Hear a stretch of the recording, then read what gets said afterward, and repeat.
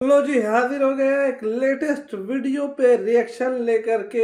आज का वीडियो बड़ा ही इंटरेस्टिंग होने वाला है, तो उम्मीद करता हूँ आप लोग बहुत ही अच्छे होंगे। तो चलिए देर नहीं करते हुए वीडियो को स्टार्ट करते हैं। वीडियो का टाइटल है बिंदी वाली मैडम के हत्थे चढ़ी कंगना, भरे सदन में जलील कर दिए। तो बड़ा ही इंटरेस्टिंग टाइटल है, तो चलिए देर नहीं करते हुए वीडियो को स्टार्ट करते हैं।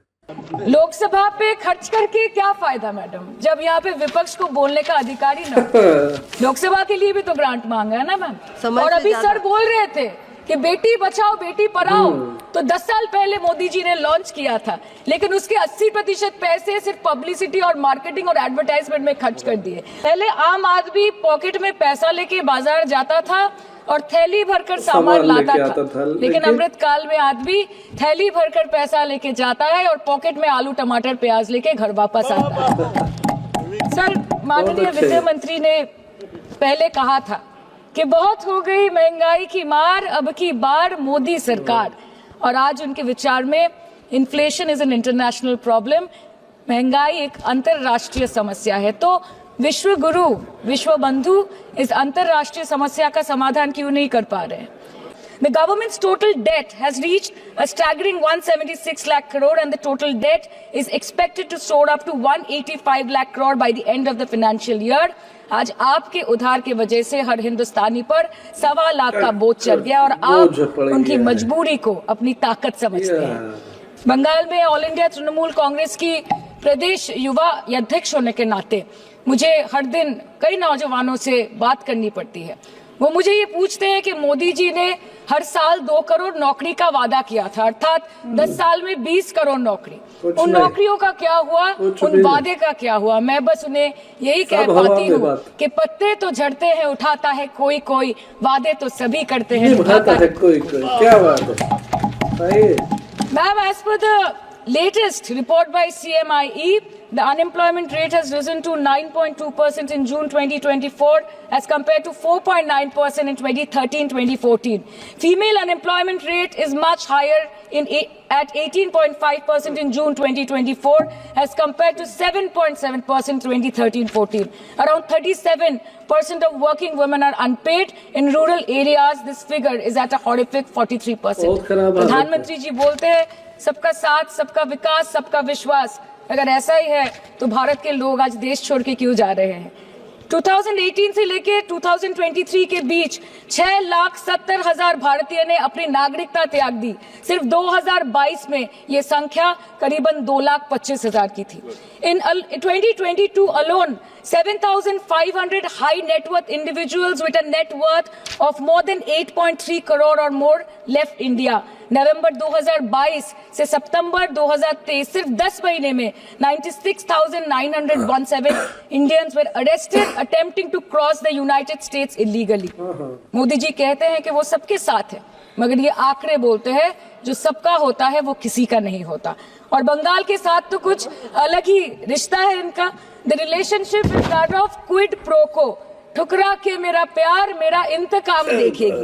मतलब वोट है तो नोट है और वोट नहीं तो नोट नहीं। As per the available reports, as on 19 July, rupees 1.23 lakh crore is already due from the government of West Bengal against flagship programs like Manrega, PM Awas Yojana, Gram Sadak Yojana, National Health Mission, Central Food Subsidy. Further, 40,806 crore is projected dues against these schemes, bringing the total amount to a staggering 1.71 lakh crore. Madam, health care की schemes में सिर्फ fund हमको दिया नहीं जाता क्योंकि colour coding match नहीं करता है। सो आप सबका साथ सबका विकास जो बोलते हैं, is it hinging on colour coding? आपको रंग पसंद नहीं तो आप बंगाल के लोगों को पैसा नहीं दोगे और फिर आप आके बोलते हो कि हम बंगाल में जीत क्यों नहीं पाते? Ma'am, this is the reason, this step motherly attitude, जिसके लिए बंगाल के लोग हर बार इनको बड़े बड़े रसगुल्ला खिलाकर वापस दिल्ली भेज देते हैं। Even after making several attempts to crush our aspirations and our economy, Bengal government stands tall and true towards the commitment towards its people.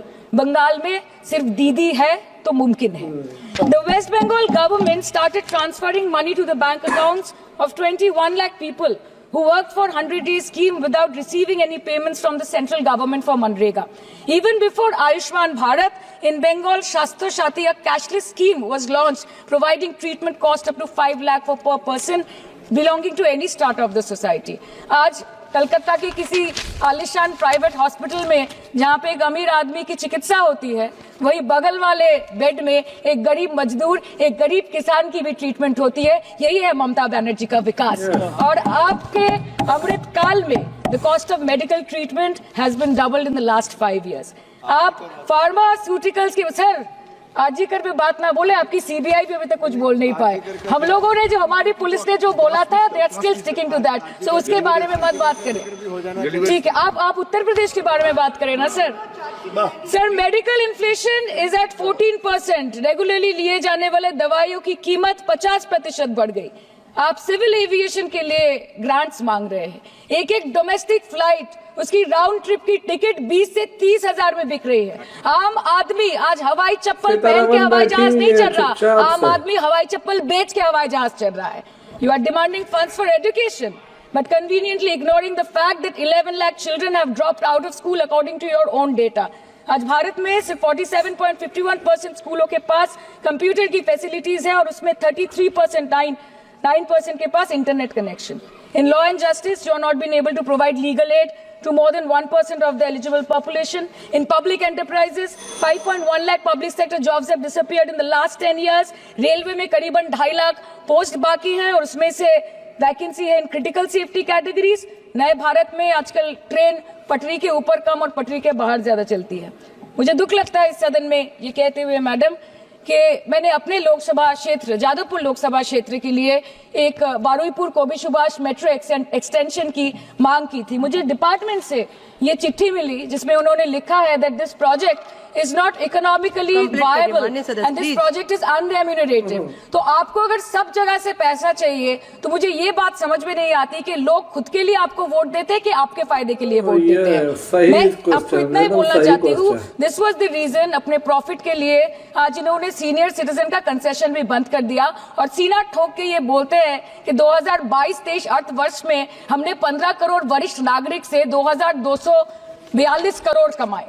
धन्यवाद माननीय सदस्य। मैं 2 बात और बोल के खत्म कर दूंगी कि लोकसभा पे खर्च करके क्या फायदा है जब यहाँ पे विपक्ष को बोलने का अधिकार ही ना हो।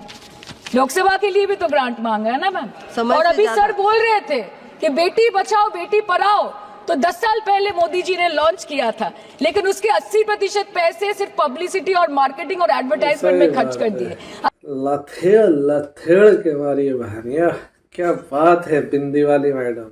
सही में वीडियो कैसा लगा कमेंट करके जरूर बताइएगा। नेक्स्ट वीडियो आपको क्या चाहिए वो भी बताइएगा और मैं जल्द ही कोशिश करूंगा वो लेकर के आने का।